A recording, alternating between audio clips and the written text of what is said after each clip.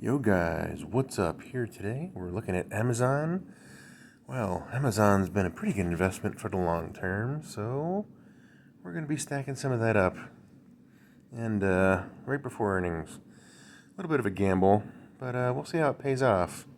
If you guys are in my stock group, you get these trades real time. If not, you get it after the fact and after earnings. See if I'm right or wrong. Let me know in the comments below. Alright, so now we're going to get some Google. Google's been a great investment over the last 10 years or so or more. So it's time to get in. I'm going to get in. Revenues could be down once again, day before earnings. We could go either way. We'll see if we're a winner or a loser.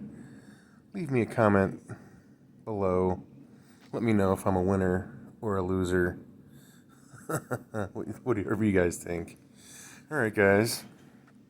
What else we should do here? We got some Google. We got some Amazons. Let's see. Here's the Google position. Be sure to subscribe. Thanks for watching.